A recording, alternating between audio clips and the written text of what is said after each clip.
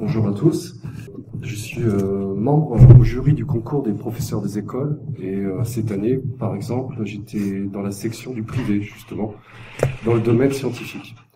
Alors, dans ce diaporama, je vais vous montrer toutes les images qui apparaîtront sont sorties en fait des livres scolaires, ainsi que les notions. Surtout, j'ai tiré les notions du programme pour que vous compreniez ce qui est uniquement vu à l'école, que ce soit au collège comme au lycée.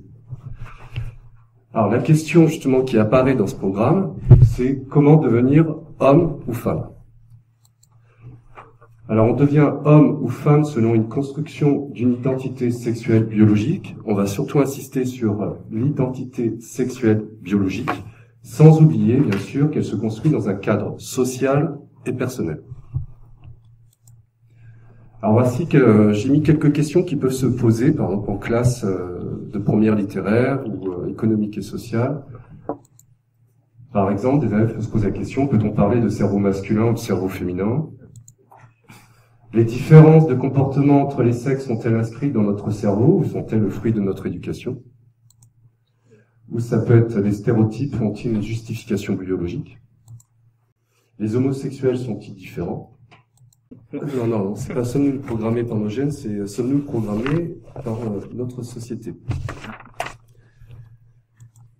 Alors, tout d'abord, la première question qu'on se pose avec les élèves, c'est comment construire son identité sexuelle. Alors les hommes, il faut savoir que les hommes et les femmes diffèrent au niveau de plusieurs caractères. Nous avons tout d'abord les caractères morphologiques, nous avons les caractères anatomiques, les caractères physiologiques et enfin les caractères chromosomiques. On va commencer par les caractères morphologiques. Alors les caractères morphologiques, il faut partir des caractères sexuels. On part de caractères sexuels primaires lorsqu'on peut distinguer un garçon d'une fille dès la naissance. Donc pour un garçon, il aura un pénis et des testicules. Pour une fille, on aura la vulve. À partir de la puberté apparaissent les caractères en fait secondaires. Où là, les caractères sexuels secondaires, c'est lorsque vous pouvez faire la différence entre un homme et une femme sans utiliser les organes génitaux. Lorsqu'on prend des personnes à la puberté, on fait facilement la distinction dans la rue entre un homme et une femme sans regarder sous les vêtements, en quelque sorte. Alors, les caractères sexuels secondaires féminins, je vous les ai mis par apparition au cours de l'âge de la personne. Donc, par exemple, nous avons la croissance des seins, les premières règles, l'apparition des poils du pubis, l'élargissement des hanches, l'apparition des poils sous les aisselles, l'acné. Pour les hommes, nous avons l'augmentation du volume du testicule et du pénis, les premières éjaculations, l'apparition des poils du pubis, la croissance des muscles et poils du corps, mais de la voix. Donc on s'aperçoit en fait qu'on a des caractères sexuels secondaires communs entre hommes et femmes, par exemple l'apparition des poils au niveau du pubis et au niveau des aisselles, mais on a des caractères sexuels secondaires spécifiques à l'homme et à la femme qui va donner sa silhouette. Pour la femme, ça va être surtout l'élargissement des hanches, ainsi que la croissance de la poitrine. Alors que l'homme, lui, il a une morphologie plutôt en triangle. On a l'élargissement des épaules et développement de la musculature.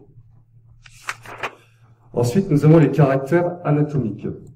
Alors, au niveau des caractères anatomiques, donc c'est l'appareil reproducteur, on distingue en fait des glandes reproductrices, qui sont les ovaires chez la femme, les testicules chez l'homme. Pour les voies génitales, donc pour la femme, on aura le pavillon de la trompe, l'oviducte. Alors, c'est vrai que je ne le montre pas sur le schéma, mais ici, pavillon de la trompe et l'oviducte, alors que chez l'homme, nous avons le canal l'épididyme, le canal déférent, qui est relié aux vésicules séminales et à la prostate, et enfin, l'urètre. Nous avons aussi des organes d'accouplement. Donc, chez la femme, nous avons le vagin, chez l'homme, nous avons le pénis, et enfin, la femme a une chose en plus, qui est un organe pour la gestation, qui est l'utérus. Pour les caractères physiologiques, maintenant. Alors, on voit des différences entre l'homme et la femme. Je vous ai mis un petit graphique qui vous montre la production d'une hormone chez l'homme, qui est la testostérone. Et lorsqu'on mesure sa production, on s'aperçoit qu'elle est continue dans le temps. Elle permet la fabrication de millions de spermatozoïdes. Alors, et elle est produite bien sûr de la puberté jusqu'à la mort. Alors que chez la femme, on aura plutôt une production cyclique d'hormones, et elle n'a pas une hormone, mais deux hormones. Vous avez l'œstrogène et la progestérone. Elle apparaît à la puberté et elle se termine à la ménopause. Alors ça marche selon un cycle en fait qui est à peu près tous les mois, en moyenne 28 jours. Les premiers jours du cycle correspondent aux règles. Ensuite, on a une production d'œstrogène qui va aider à la sortie de l'ovule. Et ensuite, la fin du cycle, on a une production de progestérone qui aide à développer l'utérus pour une éventuelle grossesse. Je résume à peu près. Je vulgarise assez, parce que c'est pareil qu'on a 20 minutes pour un programme scolaire qui est assez long. Il faut que je passe assez vite. J'ai fait des schémas pour essayer de mieux comprendre. Ensuite, nous avons les caractères chromosomiques. Ce sont les derniers caractères. Alors, vous savez tous que nous avons un chromosome différent entre un homme et une femme. Donc ici, on fait ce qu'on appelle ça un karyotype. C'est l'ensemble, c'est une photographie de l'ensemble des chromosomes qu'on va trouver dans le noyau d'une cellule. En tout, nous avons 23 paires de chromosomes. Il n'y a aucune différence entre les chromosomes de l'homme et les chromosomes de la femme. Alors c'est rangé par paire parce qu'on reçoit une partie du père et une partie de la mère. Sauf au niveau de la 23e paire, qu'on appelle la paire sexuelle, où l'homme lui possède un chromosome X identique à la femme, mais il a un chromosome Y. Y qui n'existe pas chez la femme. Donc voilà, donc ce qu'il faut retenir donc, pour définir l'identité sexuelle biologique, donc elle se définit selon des caractères chromosomiques, XX chez la femme, XY chez l'homme, anatomique, on voit bien que les appareils reproducteurs sont différents, morphologique, donc suivant les caractères sexuels secondaires, et enfin, physiologique, on s'aperçoit qu'on n'a pas du tout les mêmes hormones, et notre appareil reproducteur n'a pas le même fonctionnement. C'est cyclique chez la femme, alors que c'est en continu chez l'homme. Maintenant, on va s'intéresser à comment on construit cette identité sexuelle biologique. La différenciation des appareils reproducteurs va se dérouler selon 3 étapes. Dès la fécondation, au stade embryonnaire et à la puberté. Alors tout d'abord, à la fécondation. Tout se joue avec le chromosome Y. Si on regarde de plus près le chromosome Y, vous avez un gène qui se situe en haut du chromosome qu'on appelle SRY. Et c'est lui qui va différencier les organes génitaux en testicules. Donc si la personne possède le chromosome Y, il possède le gène SRY qui va transformer en fait la gonade indifférenciée en testicule. Si vous êtes une femme, vous n'avez pas ce gène SRY, donc votre gonade se transformera en ovaire. Alors, comment ça fonctionne en fait? Ça apparaît surtout au stade embryonnaire. L'enfant au départ, enfin l'enfant, le fœtus, je dirais plutôt l'embryon, pardon, l'embryon donc possède des gonades indifférenciées et vous avez deux canaux qui sont reliés à cette gonade. Vous avez un canal qu'on appelle en bleu ici, qu'on appelle le canal de Wolff, et en rouge, rose, le canal de Müller. Si vous possédez donc le gène SRY, la gonade se différencie en testicule, qui va ensuite fabriquer 2 hormones, la testostérone et l'AMH. La testostérone, en fait, va maintenir en vie le canal de Wolff et va le transformer en appareil reproducteur masculin. Et la deuxième hormone, qu'on appelle AMH, c'est hormone anti-müllérienne, va agir sur le canal de Müller et le détruire, en fait, va l'empêcher de se développer. Par contre, si vous êtes une femme, vous ne possédez pas le gène SRY. Donc, votre gonade indifférenciée se transforme en ovaire. Elle ne possède pas la testostérone, donc elle ne peut pas maintenir en vie le canal de Wolff, qui va se détruire. Et elle ne possède pas non plus l'hormone AMH, antimüllérienne, donc le canal de Müller va pouvoir se développer en organe génital femelle. Alors à la puberté ensuite. Alors à la puberté, vous avez un mécanisme assez complexe, on ne connaît pas encore grand-chose dessus. C'est vous avez une glande au milieu de votre cerveau, qu'on appelle une hypophyse, qui est reliée à l'hypothalamus. On appelle ça le complexe hypothalamo-hypophysaire. Il se met en action dès la puberté. On ne sait pas encore aujourd'hui l'expliquer. Et il va libérer en fait deux hormones hypophysaires, qui est la LH et la FSH. Et ces deux hormones vont agir. Donc chez la femme, ça va agir au niveau de ses ovaires. Et chez l'homme, ça va agir au niveau des testicules. Et ça va mettre en fonctionnement ces organes génitaux. Donc chez la femme, on a la production de l'ostradiol qu'on a expliqué tout à l'heure, l'hormone, avec la sortie d'ovules au moment de l'ovulation, ainsi que les caractères sexuels secondaires. Et chez l'homme, en fait, il va y avoir libération de testostérone, qui va aussi lui faire apparaître les caractères sexuels secondaires. Donc, en gros, la mise en place de l'appareil reproducteur masculin-féminin se réalise sur plusieurs étapes. Donc, vous avez l'étape à la fécondation avec la présence du gène SRY. Ensuite, vous avez la 7e semaine où les appareils reproducteurs se différencient sous l'action ou non de la testostérone et de la MH. Et enfin, vous avez la puberté avec les caractères sexuels qui apparaissent sous l'influence des hormones hypophysaires. Enfin, dernière chose que l'on aborde avec les élèves, on explique en fait le comportement sexuel chez l'homme. Alors ici, j'ai mis homme avec un grand H. En science, quand on est avec un grand H, ça correspond à l'espèce humaine. Alors, les comportements sexuels de l'homme est à la fois sous l'influence des hormones sexuelles, donc testostérone chez l'homme, œstradiol chez la femme, l'œstrogène, c'est la même chose, mais aussi essentiellement contrôlé par un système de récompense. Alors, je vais vous expliquer ce que c'est le système de récompense.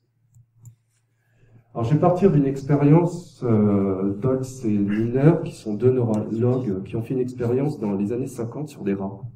Donc, ils ont mis des rats, en fait, dans des cages, avec en présence d'eau et de nourriture, et ils ont implanté, en fait, une électrode dans le cerveau de l'animal. Cette électrode, en fait, est reliée à un générateur d'électricité et à un petit levier. À chaque fois que l'animal va appuyer sur le levier, il va recevoir une décharge électrique. Alors, on s'aperçoit, avec ce résultat, que l'animal ne se nourrit plus, et il finit même par mourir. Il prend plus, et il va à répétition appuyer sur le levier. Il prend plaisir, en fait, à recevoir de l'électricité, et il tombe dans, en fait, un processus d'addiction. À partir de là, on a étudié quelle zone du cerveau, en fait, correspond, où se trouve l'implantation de cette électrode. Comment ça se fait? Par la suite, en fait, grâce à des imageries cérébrales, donc en fait, c'est une sorte de radio, en fait, du cerveau, où on va stimuler la personne et on va regarder les zones du cerveau qui sont stimulées. C'est une genre de radio en noir et blanc. Et vous avez, par exemple, des zones rouges qui apparaissent dans différentes parties du cerveau, et chaque zone rouge correspond à une zone activée. Mais on s'aperçoit que lorsqu'on a un signal qui annonce une récompense, ça va activer en premier cette zone du cerveau qu'on appelle l'ATV, c'est l'aire tegmentale ventrale, qui ensuite va activer d'autres zones. Vous avez la zone du cortex préfrontal, le septum, les noyaux accumbens, l'amygdale, et ça finit en fait dans cette zone-là, qui est l'hypothalamus. Donc il y a tout un circuit en fait dans le cerveau, c'est pour ça qu'on appelle ça le circuit de la récompense, qui provoque le plaisir chez l'animal. Et en fait, l'électrode se situait dans cette zone-là. Ce qui fait lorsque vous activez électriquement cette zone, vous procurez le plaisir. Toutes ces zones sont reliées par un neuromédiateur qu'on appelle la dopamine. Donc la dopamine, en fait, qui circule dans votre cerveau, correspond au plaisir. C'est une décharge de dopamine, en fait.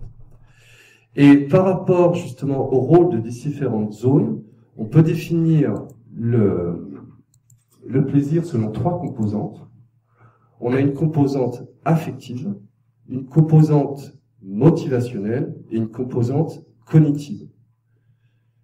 Donc affective, parce que c'est ce qui va apporter le plaisir. Motivationnel, c'est la motricité pour aller chercher ce plaisir. Et cognitif, en fait, on va répéter l'action en fait plusieurs fois pour l'apprendre.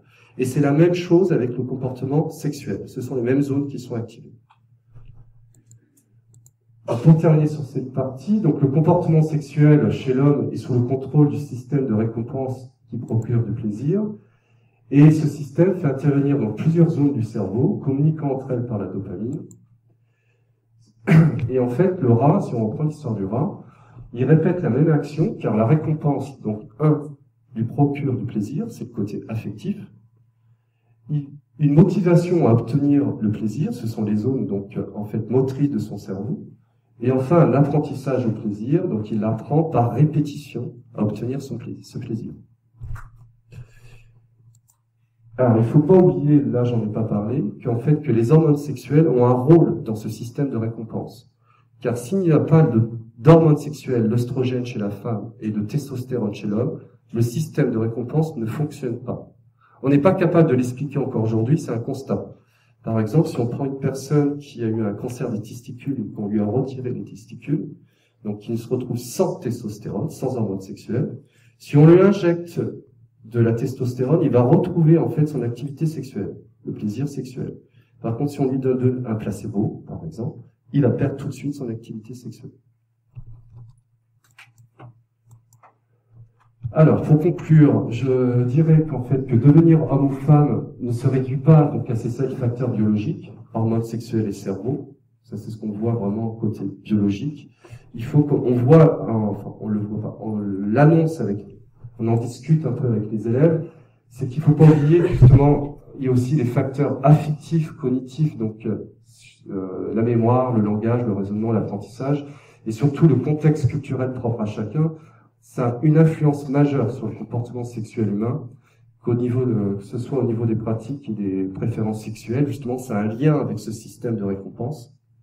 Ainsi, l'identité sexuelle donc, se développe dans un premier temps dans la différenciation des appareils reproducteurs, puis elle se construit par un ensemble de facteurs affectifs, cognitifs, donc dépendants du contexte socio-culturel.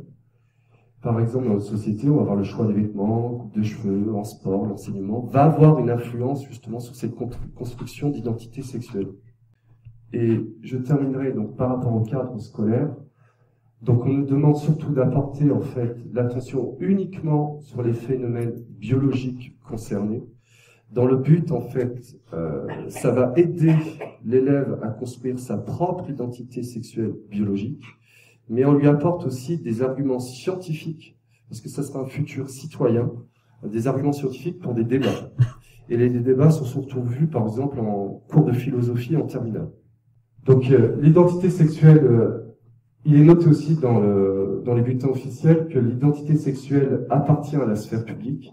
Par contre, l'orientation sexuelle et le plaisir sexuel font partie de la sphère privée et n'est en aucun cas traité en cours. Et je terminerai en fait par mon opinion, qui est partagée par de nombreux scientifiques. En fait, le genre, pour moi et bien d'autres, est un concept qui ne peut pas être utilisé en biologie. D'ailleurs, c'est un mot qui n'apparaît pas du tout dans les programmes scolaires, car il s'appuie sur des différences non biologiques entre les hommes et les femmes. Voilà. Je vous remercie.